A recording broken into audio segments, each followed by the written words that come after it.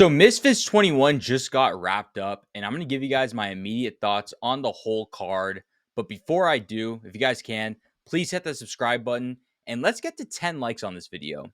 Anyways, let's get into it. To start off the card, Dylan Price, Amir Anderson, those fights were actually a good start to it. We saw Dylan Price get knocked out in the 8th round for his, Misfits debut. He was 19-0 heading into this fight, but after that, his O is now gone, which is very interesting. That puts Misfits in a very interesting spot because they're expecting him to be, this very amazing, boxer for the Misfits pro scene.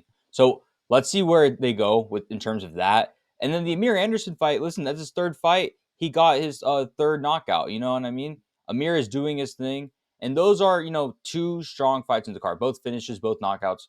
Strong fights to start off the Misfits 21 card. Then we get to the main card. We start with the Joey Knight fight. Joey Knight actually had a pretty solid performance. He did his thing. I think people were expecting a knockout within in this fight, but as much as he tried to at some moments get a knockout, Andrew House has stayed in there, man. Very impressive for 45 years old to really be in there like that. For Joey Knight, though, I'm really curious to see where he goes on next. There's some fights that, people are very interested or people really want from Joey Knight. Argentinian King earlier in my stream mentioned that he wants to fight him after Small Spartan J. And Dave Fogarty also seems like is very interested in a Joey Knight fight. So I'm curious to see, what's Joey Knight's next steps. Then we go to the Survivor Tag. Survivor Tag could be better. I think, since it was their first time implementing a new rule set, after that third round when, it was taking a while to get that result, they started getting more of a flow of things, after that. And I think, with Temple Arts winning that fight, it was watching the Survivor Tag was entertaining. I'll give them that. It was a lot more smoother than the first one, to say the least. And then the next two fights after that, we got the Love Island fight, the Will Anderson fight, and Mo Dean.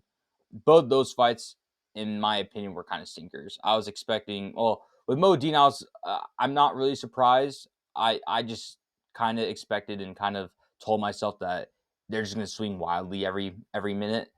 And then with the Will Anderson fight, I mean, listen, he lost. He got lost in the 4th round. Questionable stoppage, to be honest, but I mean, throughout that whole fight, it wasn't anything too crazy, like something that I would jump out of my chair for within that fight. And so after having those back to back not so good fights, they really relied on the last four to carry it. And man, the last four fights saved this card. Fox the G and Waleed Sharks to start off this 4-fight skate. Man, Fox the G, just without being biased, he showed so much skills in that ring. And it was very similar to, the last fight, the third fight, where he was showing, a bit of, him with the jab, being in range, trading shots with Waleed, very defensively sound in some of the rounds. He showed everything within that Waleed fight, and it was entertaining to watch. I think a lot of people were very shocked about how Fox performed within that Waleed fight. And to say that I'm proud is really an understatement, to be honest. Fox from 2 years ago to where he's at now is I can't even tell that these guys they're two the same people. You know what I mean? This guy used to go up in suits and to every Misfits event, ring announcing and everything like that is now really in there fucking kicking ass, it's just crazy to see. So I'm super proud of Fox. And honestly, with this next fight for Fox, I would really like to see someone within the Dean levels, the Deans, anyone around that level. That would be the next fight I would love to see, man. If him and Dean the Great can get made, bro, that's speaking my language right there. After the Fox fight, we get to Chase Demore, Tank Tolman. For people who have heavy stock in Chase Demore, very worried at the early of the second round. He came back though with 2 knockdowns later in the second and early in the third to get a third round TKO. But if he were to go against Temple Arts again, that is where, see, I think Temple Arts wins it. I'm going to be honest with you. Like, as much as Chase did get a knockout win, I think he needs to have at least one more fight before going against Temple Arts. But other than that, though, listen, Chase got a knockout win, and this was his second title or second fight within the title stuff. He won the Qatar one, and now defended it for the first time. And that's where we head into the co-main, right? Speaking of titles, the MF Pro title was on the line, and Idris Virgo and Ty Mitchell kind of shocked me. I expected, honestly, Idris Virgo to win it. And, maybe it could have been a close fight. I didn't expect it to be dominance from Ty Mitchell. From start to end, he just looked like a dominant fighter, man. It just seemed like, Idris could be an off night. I don't know. I don't know what necessarily happened with Idris. He just didn't seem like he should have been there in that ring because, from Ty Mitchell from start to finish, he was just landing a lot of shots, making Idris miss, and he almost put out Idris Virgo. That's the crazy thing. He almost put out Idris Virgo before the ref stopped it. And that would have been a crazy sight to see for, Ty Mitchell in the MF Pro division. So yeah, I don't know where Ty Mitchell goes from here. They probably find other pros to fight Ty Mitchell, but yeah, that's the part where I'm kind of questioning at what's next for Ty Mitchell.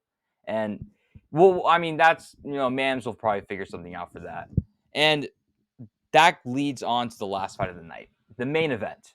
Darren Till, Darren Stewart was a solid fight. I like that fight. Darren Till almost could have lost that fight until the buzzer beater knockdown. You know what I mean? Those two 10-8s that you had in the first round and the last round really saved Darren Till from, getting a loss in that one. And I'm curious to see where Darren Till goes from here. I think a fight for him, I saw it on Twitter, would be Mike Perry. Mike Perry would be a cool fight. I would love to see that.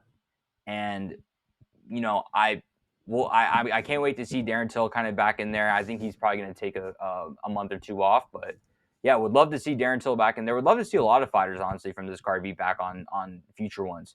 It was a good card. I give this, if I have to rate it out of 10, I rate this Misfits card a 7 out of 10, which is very good, by the way. 7 out of 10 is a very good card.